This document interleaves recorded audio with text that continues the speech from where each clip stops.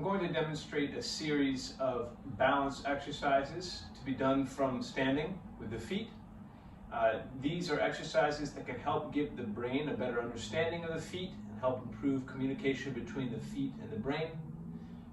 These are most potent, I feel, after a set of toe work, such as pails and rails or cars for the feet, for the foot musculature. And I have a video on that, so check that out on my YouTube channel. So essentially giving good inputs to the feet, maybe to the ankles, maybe to the hips, and then tying that all together through these exercises and these balance challenges to create a good communication between the brain and the rest of the body. So the first one, we'll do standing.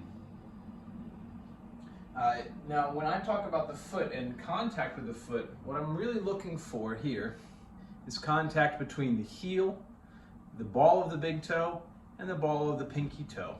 That's the primary surface area that we want to have contact with with the floor when we're creating balance. Okay, so we call that the triangle of the foot, from heel to ball of pinky toe to ball of big toe. That represents the point of stability between the foot and the ground. So that's what we're attempting to sense, that or different parts of the foot. So here, let's say I've just finished up some toe exercises. What I'm going to do is I'm going to add in the ankles. Feel free to hold on or rest your fingers onto something here, so it's not all about balance. And then slowly start to pull your fingers away as you gain confidence with this movement. For here, I'm just going to raise up on the balls of my toes and then back down with control. Okay? Raising on up and then back down with control. And here I'm trying to keep contact with the ball of the big toe, ball of the pinky toe. Driving up, feeling those points, feeling the padding underneath the toes, and then dropping back down. From here, we can go to rocking. So up to the toes, down to the heels, rock back on the heels.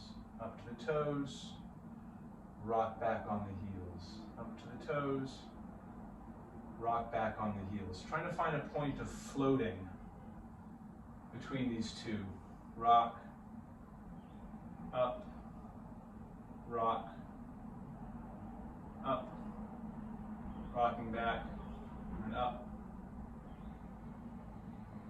So floating between these 2 points.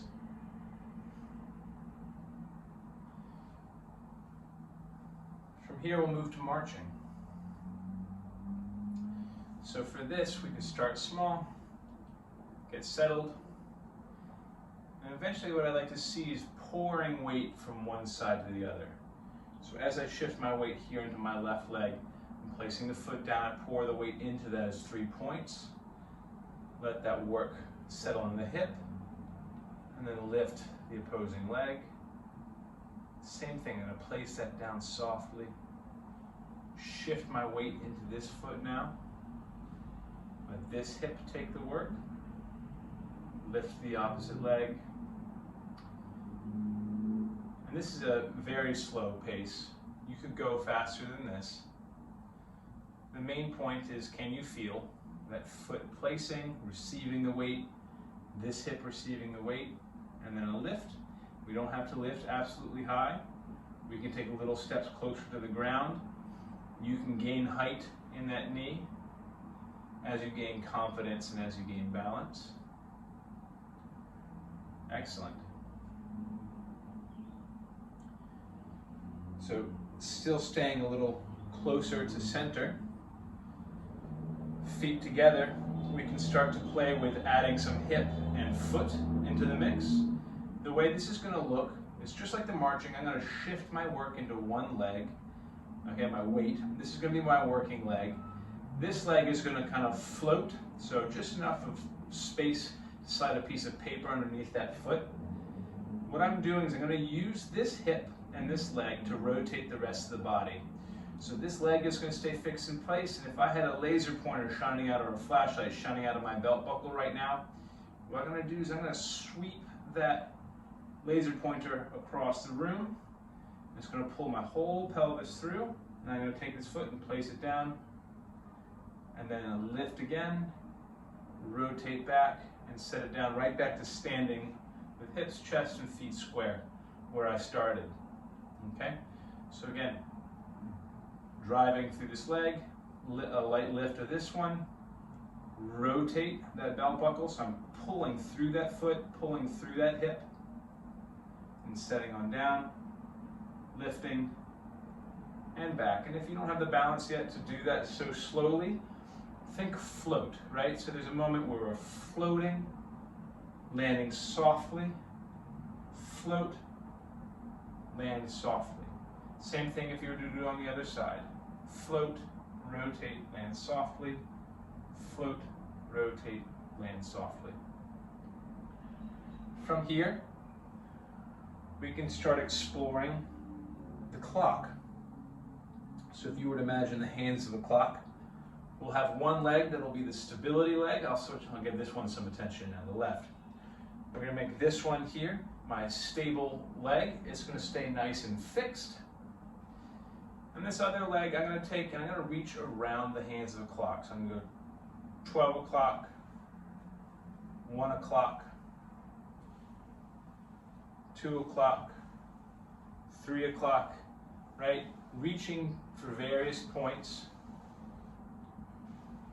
around the clock. And what I want to feel, that knee is going to float around, it's going to float forward and back. I might get some bend in the hip as I'm reaching this other leg, that's okay. What I want to maintain are those 3 points of contact in the bottom of the foot, the heel, the ball of the big toe, the ball of the pinky toe. We want to keep those 3 points glued as you reach. Then we can make this a little bit more dynamic. Well, first we'll go static. Okay, so in this next one, I'm going to start standing. I'm going to reach 1 foot back. I'm going to keep the heel off the ground. And I want most of my weight in this front leg, 80-85% of the work in this front leg. Okay? So the goal again is to feel those 3 points of contact, ball of big toe, heel, ball of pinky toe. 85% of my work in this front leg. Back leg is here for balance or kickstanding. And what I'm going to do here is I'm actually going to hold. That's it, right? And I can challenge my balance in a couple of different ways here. I can close my eyes. That would be a challenge. And I can leave the feet to do their work. Here's where it's good to maybe have a surface to reach out and touch, right? The other thing I can do is I can hold this position, I can hold the work in this front leg, and then I can challenge my balance by changing my vision, right? I can either turn my whole head left and right, and you might find yourself having to readjust there. I can go up and down, right? Take note of which direction is harder for you. That's the one to practice. I can also play with keeping my head straight and moving just the eyes. Sometimes this can be more of a challenge. Up, down. Try on both feet. You might find that one is stronger than the other. Okay? To increase the challenge, you can widen the stance. Take that back leg a little bit further back. Again, keeping most of that work in that front leg. Okay? Either moving through the head or moving just through the eyes. Give yourself a challenge. See if you can't hold that stable position. Okay. Now, for further balance challenges, we can start to play around with exploring space behind us, filling out that map in the brain, right? How the brain understands itself in space. This can look like stepping backwards and then shifting our weight into our back foot. If this feels uncomfortable for you, or balance is an issue, one thing that I like to do is I like to stand in front of a wall. And that way I know I have a limiting factor in how far backwards I'm going to fall, right? If I have a wall there, I'll give myself a challenge. Maybe I'm trying to tap to that wall gently, right? Or maybe I'm a little bit further away and just exploring that blank space, but I know that I have a wall back there that I can't fall backwards, You can start from a place of trust and a sense of discomfort or newness in exploring the space, and then you can build out from there as you gain competence and confidence in the movement. So here I am placing the foot back and then giving it my load and exploring that space. Another way I could do this is I could challenge myself to catch myself. I could start with my weight, and this would be a progression. I could start by shifting my weight back and then catch myself. Start by shifting my weight back and then catch myself. The same thing forward, right? I can either place my foot and load, or I can lean forward and catch myself. Okay? And this can be starting small. I can start close to the body, and then I can give myself further challenges away from the body. Boom. Challenging myself to catch, back up. Everything from close to the body to far away from the body and in between. Give these balance drills a try.